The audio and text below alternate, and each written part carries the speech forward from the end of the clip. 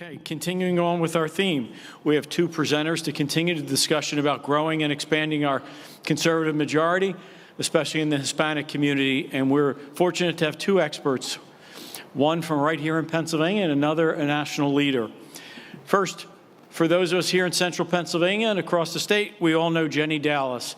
Jennie's been an outspoken advocate to growing the conservative movement, reaching out to Hispanic voters and encouraging them to register to vote, get involved, and for us to reach out to them and welcome them to our movement. She is the Pennsylvania strategic leader for Libre and also is an entrepreneur herself with a business and publishes a local Hispanic newspaper in this region, La Voz Latina Central. She is joined on stage by the president and CEO of the national organization of Libre, the Libre Initiative, Mr. Daniel Garza, who, if you've been to PLC in the past, Daniel has joined us in the past as well.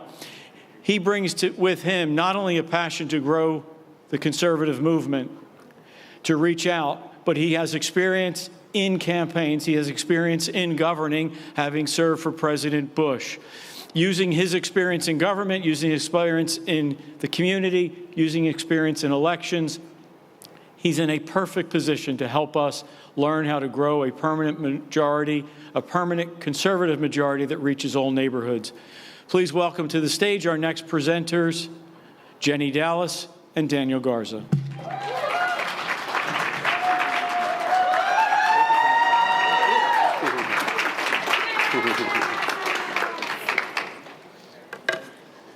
Hello. Welcome, everyone. Thank you for coming today and staying for our segment. I want to thank Daniel Garza, our president of the Libre Initiative, came the whole way from Texas. That's right. And we also want to thank, yes. I have the pleasure of leading the Libre Initiative here in Pennsylvania, but that could not happen without the vision and leadership and the founder of the leadership of the Libre Initiative. So I just want to thank Daniel for standing his ground that Latinos needed a voice and they have a space in the public policy area. So thank you so much for being with us. I appreciate that. Okay, so let's talk about Latinos. And so when you think about Latinos, you think about heavily populated areas like California, Texas, Florida. We don't normally think about Pennsylvania as being one of those areas, but I would like to hear from you what you are thinking about Latinos over the entire nation, and then how do you think about the population growth here in Pennsylvania? Well, we're growing. We're very young. I think we're 10 years younger than the median age of white Americans, which is saying something. We are now up to 55 to 60 million across the country. Texas and California are half of all Latinos, mostly Mexican in the West Coast. Of course, there has been tremendous growth in non-traditional states like you're talking about, like Wisconsin, Michigan, Pennsylvania, North Carolina. And of course, here in Pennsylvania, they're more spread out than like concentrated. For example, in Michigan, you're going to find the vast majority are within a certain area of Detroit, Grand Rapids, and Holland, and that's it, right? But here in Pennsylvania, I think they've done a very good job of actually spreading across the state, which makes it a challenge to reach and connect with Latinos in a state like Pennsylvania. So if you're doing grassroots, you got to have a team that is positioned across the entire state. And that's my job. And so speaking about that, how do you do it here in Pennsylvania to actually get that positioning and that spread to connect with as many Latinos as possible? Well, we're constantly monitoring what we're doing, but we look at where can we make the most impact? Where can we protect and shield some of our districts? So we prioritize the state according to, our districts that we need to concentrations? Protect. Yep. Yeah, and that's really important because in states across the country, I think we had 3 Senate races that were under 15,000 votes that were won by under 15,000 votes. And in those states that I'm talking about, there was a significant Latino population. and depending on how they swung, dictated the outcome of that Senate race, which is really fascinating. Of course, here it was very successful in Pennsylvania, thank God. So we're not the majority. We have 6% of the voters. Okay, so we represent maybe 13% of the overall population of Pennsylvania, but 6% of the voting bloc. And so could you share a little bit about the importance of the Latino vote, and why should conservatives take this group of voters seriously? So 16.5 million Latinos voted in 2024. Of those 16.5 million, 20% voted for the first time. That's significant when you talk about the population trends and the number of Latinos that are being added to the electoral rolls across the country. In a state like Pennsylvania, in a 50-50 state like this, of course, again, because we're so young, because we're new to voting, because there is no party loyalty. It used to be that the Democrat Party could count on the Latino vote as an electoral asset. That is no longer the case. They're having to spend a lot of money. They're having to do a lot of outreach. The center right has stepped up as with respect to connecting with Latinos, mobilizing them, activating them, being a part of the electoral campaigns. And so what's happened is that it's reset the game with the Latino community when it comes to a lot of elections. Again, in a 50-50 state like Pennsylvania, if you're able to successfully connect with the Latino community and swing the vote your way, it could dictate the outcome of congressional races, Senate races, on the electoral map for the presidential. And so it's going to be very important. Where I'm from, in Texas 15, the congressional district, we're 90% Latino in that congressional district. The one neighboring to us is another 95%, Cameron County and up to Nueces County and such. We have a Republican who flipped that seat, Monica de la Cruz, 2 elections ago for the first time in 150 years. That used to be solid blue for a long time, but the process of winning over and persuading conservative Latinos began a long time ago and finally bore fruit. So exactly. What's fascinating about the Latino vote is that the same proportionate number of voters exist in Texas as in California, Latino voters. But California has no statewide elected Republicans, and Texas has no statewide elected Democrats. A lot has to do with the work that was done with the Latino vote in those 2 separate states. And if you're successful in connecting with them and making your case and staying and becoming familiar with them, you're going to win over majorities to the point where you can elect congressional members with 90% Latino voting districts. Exactly. And one of the things that I always tell people when I'm talking to them about the Latino vote, nobody owns the Latino vote. No party owns the Latino vote. They are up for grabs. And it's really based on the issues at hand at the moment. And so there's a lot of opportunity for us there. Latinos were instrumental in the 2024 election, and local, state, federal. The Libre, we talked to you last year about the Libre initiative knocking on over 50,000 doors and flipping what's now United States Senate Dave McCormick's seat. So what? I'll add that in 2022, 9 Latino Republicans flipped 9 blue seats across the country in congressional races. Exactly. It's astonishing. Yeah, good stuff. Bernie Moreno, of course, in 2024 won the Senate seat as a Latino, so right. For our side. And it was 42% of the Latino vote. So that was a large number. Right. So what do you think, what did you contribute that to? Why did Latinos move to the right in 2024? Do you believe that it's social issues, or do you believe it's economic issues? So the short-term play, of course, is whatever the priority is in that election. And it could even turn within the election as to what the priority issues are. So it's important that you listen to your constituency, both our fellow white voters and Black voters and Latino voters, as to what their priorities are, right? What their angst is, what's keeping them up at night. What are they talking about in the kitchen tables? And usually it has to do with the economy. It has to do with affordability. It has to do with inflation and trying to stay above water, right? Is salary keeping up with inflation? Energy production, energy jobs, is there opportunity there? Is the permitting, a burden, or is it, inducing more productivity? Has a lot to do with that. That's the short-term play, and I think it's so important that candidates, again, be fine-tuned as to what the priority are to that community, and then speak to those folks in a way that is collaborative. I think it's wrong to come to the Latino community and try to impose an agenda. When they talk about that the left took Latinos for granted, that's what they mean. That literally they came in and imposed an LGBT agenda. They came in with a big green agenda. They came in with their own agenda about what they were going to do, open up the borders and create chaos. Latinos rejected all of that and said, no, you're not listening. It's the inflation. And the Biden administration was very indifferent to the voices of Latinos on the issue of inflation. In fact, dismissed it.